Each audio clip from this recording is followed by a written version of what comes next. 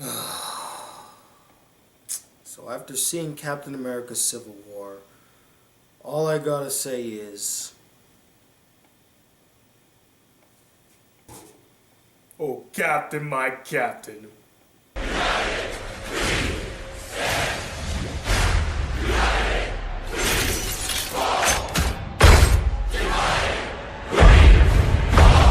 Now, before I begin this review, I want to make one thing perfectly clear to you guys. For the duration of this review, I will not be making any comparisons between Captain America Civil War and Batman v Superman Dawn of Justice. I am judging this film based solely off of its own merits and not in relation to another film with a similar tone and theme. You got it?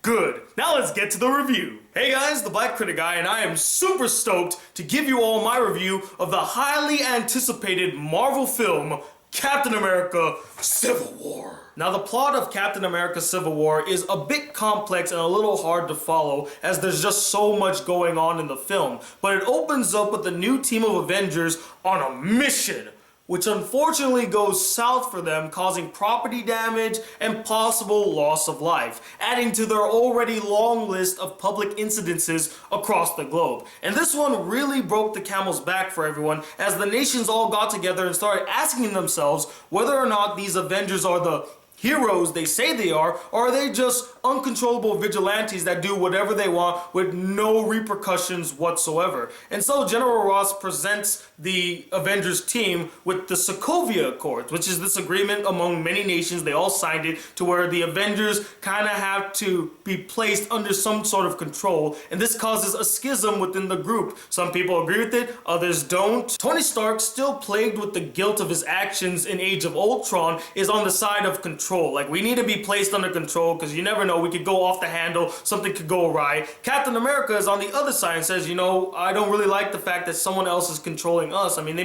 might make us do things we don't want to do, or they might prevent us from doing the things that we need to do. And a little later, after the team's discussion, there's yet another incident, a bombing at the Sokovia Accord signing that ropes in T'Challa and the Winter Soldier, as he's blamed for the incident, and now he's on the run, and Cap is now involved as he wants to help out Bucky, being his one and only friend now. And from there, it's all-out war. Hero versus hero. Ideal versus idea. With a secret, dark, ominous shadow looming over the entire situation. Now, it shouldn't come as a surprise to anybody when I say that I was really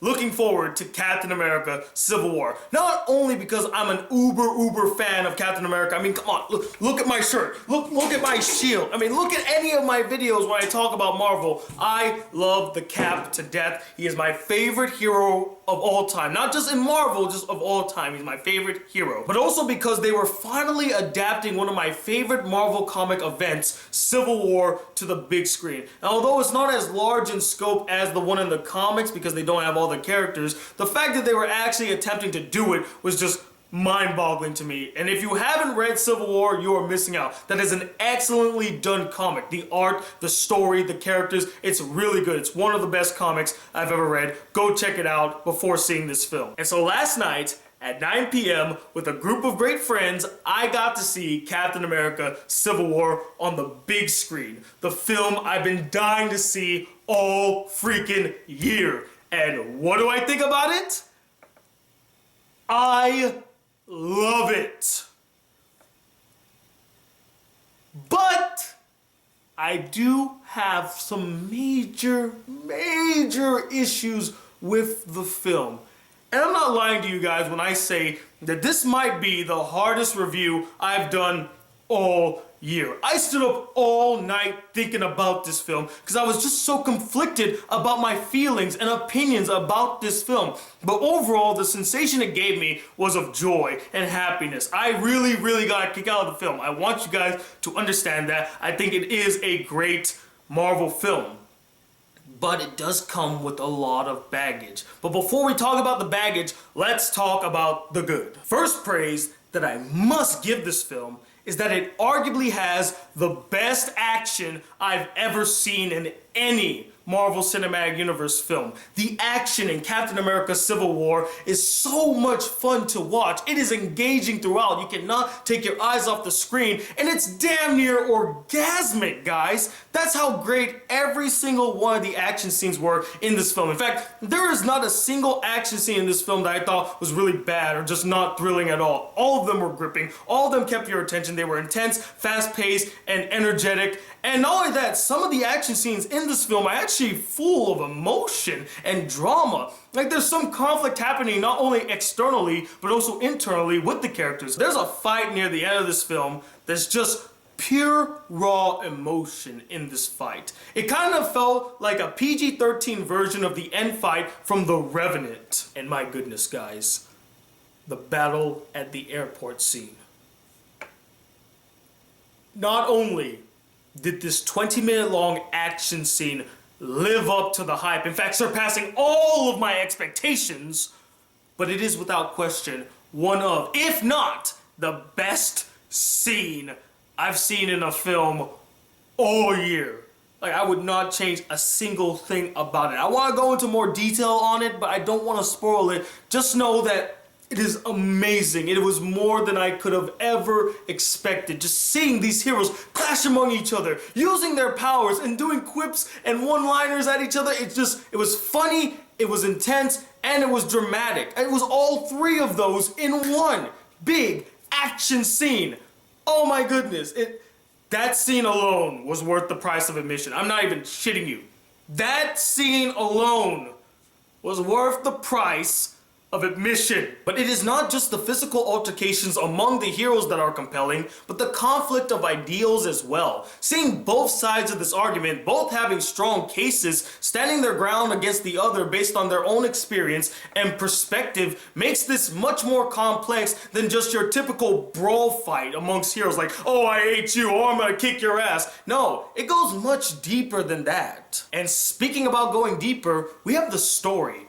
By far, this has to be one of the most complex and emotional stories I've seen in the MCU at this point in time. And they go to some dark places in the story, at least based on Marvel standards, they go to some dark places. The story as a whole just has a very personal touch to it, as each of the characters have personal dilemmas, personal troubles, demons to face, and personal trauma that they're dealing with. But that's not to say that the film is lacking in humor because of its heavy story. It actually has many laugh-out-loud, hilarious moments and exchanges among the characters. They found a perfect balance between the heavy drama and the lighthearted comedy. And the last praise that I'll give this film, which I would argue is the best thing that this film has to offer, are its characters and the actors and actresses who portray them.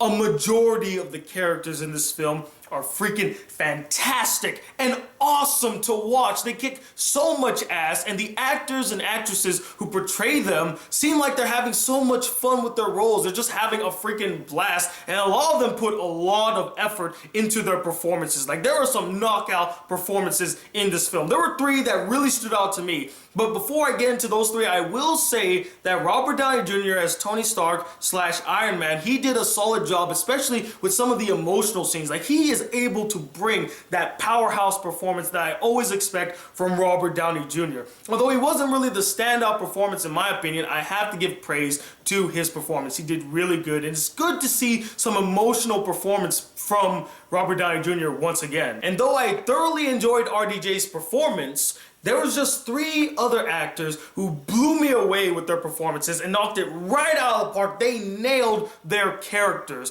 They were amazing. They stole every single scene, every single moment. They were perfectly casted. The first one that I must speak of, and you all know who it is. You all know who I'm about to talk about. Come on, it was inevitable. Captain America, played perfectly by Chris Evans.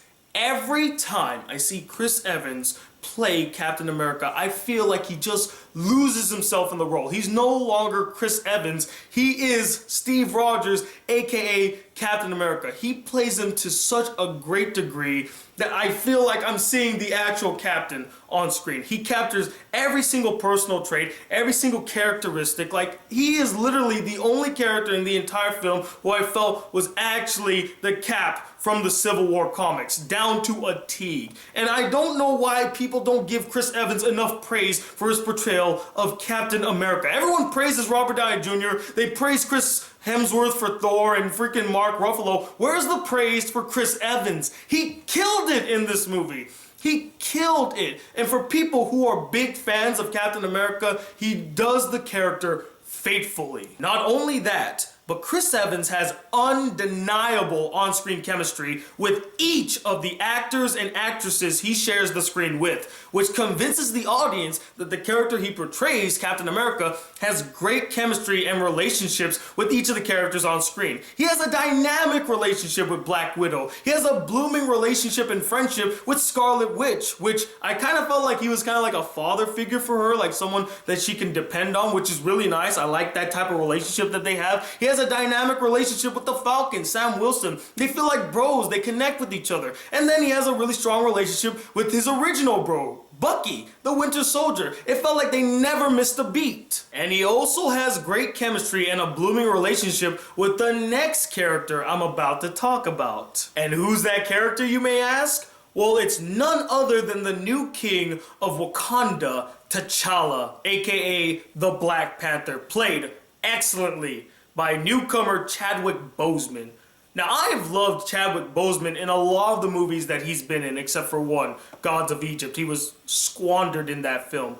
But he freaking delivers as T'Challa. Like, he is the definitive Black Panther now. And not only that, Black Panther has to be one of the most badass characters in the Marvel Cinematic Universe. The minute this character comes on screen, I mean, he not only radiates coolness, but he's just kicking ass left and right. He's like tossing Bucky all around him like, oh my god, this guy means business. And out of all the characters in the film, not only is the Black Panther the most well-developed, but he also has the best and most fleshed out personal story throughout the film with a solid resolution at the end. He goes through so much growth and development. Hell, I cannot wait to see the Black Panther film. It's going to kick so much freaking ass, and I'm already falling head over heels for this character, and I think Chadwick Boseman was a perfect choice, perfect casting choice for this character. I cannot wait to see your movie, buddy. And so now, who's the third and final standout performance in this film?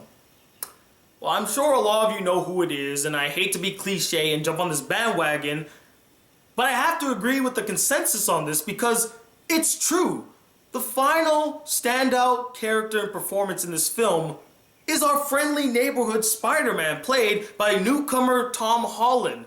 Now, I don't know much about the guy who plays him, Tom Holland. I don't know what he's been. I think he was in The Heart of the Sea. That's the only film I know he's been in, but my goodness, for a newcomer and maybe even a first-timer, he might just give Andrew Garfield a run for his money as the best Spider-Man put on film. Like, this guy knocks it out of the park. He perfectly portrays this character. He gets the wit, he gets the humor, he gets the angst, he gets everything about Peter Parker down to a T. And just seeing him interact with the Avengers, oh my god, I think my heart skipped a beat. I think I literally had a heart attack. I'm just like, I cannot believe I'm seeing Spider-Man in a Marvel Cinematic Universe film. He's talking to Iron Man. Oh, it's a dream come true. And I'm so glad that they got him right too. I mean, they easily could have screwed this up. He could have been really, really bad representation, but no, nailed it.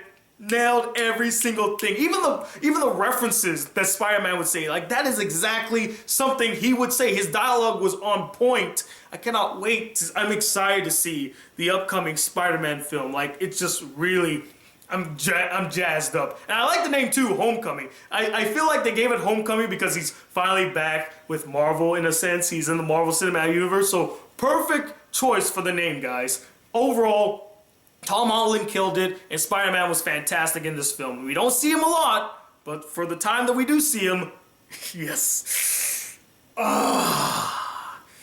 So we finally come to the point of the review where I say that although I love this film, I had a couple issues with it. And I just want to state for the record, guys, these are just my opinions of the faults that I personally saw in Captain America Civil War, which I still love.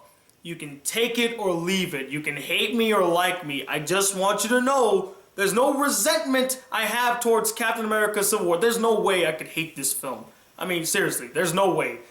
But I must address the fact that it does have issues that plague it. Basically, what I'm trying to say is, please don't hate me and dislike this video. Please, I worked so hard on it. Please don't hate me. First off, to get this out of the way, if you're a fan of the Civil War comic, do not go into this film expecting it to be just like the comic. I mean, sure, there are bits and pieces that are very similar to the comic, but this is a totally different type of Civil War than the one that was in the comic. And that's to be expected. I mean, they don't have all the characters that were in Civil War, but also just some of the ways that they approach the Civil War and the tones of the Civil War are very different as well. And with that said, that now leads me to my first and probably biggest issue with this film: the tone and approach to the Civil War itself. Now, I won't sit here and just compare this film to the comic book that inspired it, saying, oh, it was nothing like the comic, they didn't follow it faithfully, that's why I really hated it and had problems with it. I don't really think that's a valid argument to make, as I want to judge this film solely based off of its own merits. But the problem with doing that is that the film tries to have its cake and eat it too. They try their damnedest to remain faithful to the original source material, which is nice. I'm glad they were thinking about the fans, but at the same time, they tried to create their own identity and approach to the Civil War, which ironically gives it a bit of an identity crisis. Is it its own thing, or is it trying to be just like the comic? And if I can make one more comparison to the comic, at least in the Civil War comic it had consistency, as there was a main drive, main motivation to the Civil War itself. And that was solely the ideology of all the characters and which side they chose. That was constant throughout the entire comic. In this film, the motivations behind the Civil War changes from time to time. At first, it starts off being about the ideologies. You know, I don't agree with you, you don't agree with me, that's why we're having this confrontation right now. But then later on, it turns into something more personal as Bucky gets involved and other things come into play, and it becomes more of a personal vendetta as to why there's a civil war now, which was jarring to me. And then there's a third thing that changes the entire perspective of the Civil War itself, and that made me go, oh, come on. Couldn't we just have it be just the ideologies that pushes it forward? That can be the conflict right there, and it's a good enough conflict. When you add other elements, it just waters down what was already a good thing. And I could probably assume what a majority of you are typing in the comments right now. Oh, why can't it have a personal approach, Tony? That makes it far more interesting and complex. That's a terrible reason to make it a comment. I'm unsubscribing. I'm disliking this video. You're stupid. Go kill yourself. I don't have a problem with the personal approach. I, for one, agree with you. It is interesting, and it makes for a much more fascinating story, especially when it comes to the characters involved, having that personal touch. My problem is the identity crisis of the Civil War. What is the main motivation? When you change motivations midway through the war, what is the purpose for the war? It muddles and confuses not only the audience, but also the motivation and reasoning behind why we're fighting. Are we fighting for the ideas? Are we fighting for our own personal reason? Or are we fighting because this one thing is happening and that's why we're fighting? You know, which one is it? You can't have it all. Choose one and follow through. And adding to that, another major issue with the film is that they introduce a character that plays a pivotal role in the story, and though I found the concept, execution, and the character itself fascinating, interesting, and really refreshing, as you don't see a character like that playing a major role in a superhero film, I asked myself at the end of this film, was this character absolutely necessary for this film? Did this character need to be in Captain America Civil War? And I took a long time to answer this, guys, because I went back and forth. Sometimes I said, yes, the character adds something to the story and adds some depth to some of the characters. There is a purpose for this character. But at the same time, I said no, because you could just take that character out and make the story solely on the ideals of the characters. Make that the main conflict. And I went back and forth, and I finally came to a conclusion. No.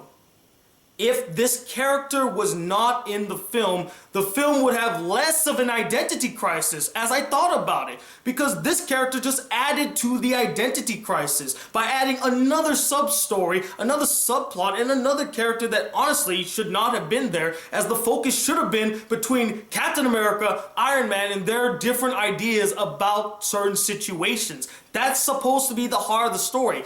This character throws a wrench in that, and then the character becomes kind of like the heart of the story, the engineer, if you will, constructing this story. And I didn't like that approach. Now again, I reiterate, this character is not weak or terrible. The character is unique and fascinating and has a really interesting story to boot.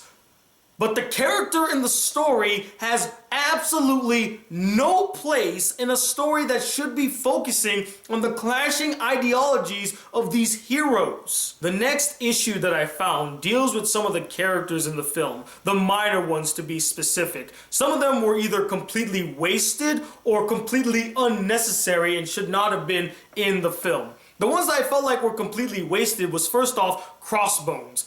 I thought the character had more to contribute to the story, but it turned out not really. And that really disappointed me, as I thought the character could have been an interesting addition to this film and could have added something more to it that I'll probably discuss in a spoiler review for this film. And another character that I felt like was wasted was Martin Freeman's character. Hell, the character was so wasted, I don't even remember the character's name or even what the character did. The character just shows up and just barks orders at people, and I'm like, what a complete waste of Martin Freeman's time and talent. He deserves a meaty role. This is not a role you would give to a big actor. This is a role you would give to some minor guy that's trying to make it to the top. Not to Martin Freeman. Martin Freeman deserves a better role in the MCU. Okay? Don't Idris Elba him. And the characters in the film that I felt like were completely ineffectual and did not need to be in the film at all was, first off, Hawkeye.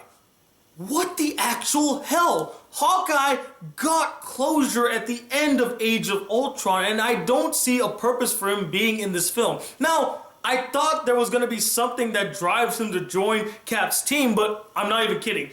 The only reason he joined Cap's team is because Cap made a phone call, said, "Hey, I need your help, man," and he's like, "Okay." And I'm like, that completely negates all of the development, all of the closure that he got in Age of Ultron. All of it thrown away. Not only that, way to make him look completely useless in a battle. There's a scene where he's fighting the Vision, and I couldn't help but kind of be heartbroken. I'm like, wow, way to make the character feel useful in Age of Ultron, but make him feel ineffectual here. The character did not need to be in here. I know they gave him to Cap so that Cap can have more people on his team, which is fine and all, but he needs to at least serve a purpose, or there needs to be an actual reason for him to be there, not because Cap made a phone call and like, "Oh, I'm here now because the Cap asked me to." Another character that should not have been in this film was Sharon Carter, the granddaughter of Peggy Carter. Not only does this character not need to be in the film, but there is a really, really uncomfortably forced romance between her and Steve Rogers that it made me feel uncomfortable. It made everybody in the audience feel uncomfortable. There's a scene, I hate to spoil this, but trust me, it's not a big deal, but there's a scene where they kiss, and everyone in my theater went, "Ew, what? No." I mean, just think about it for a second. Steve Rogers, who liked and dated Peggy Carter, is now kissing and kind of has a romantic relationship with her granddaughter.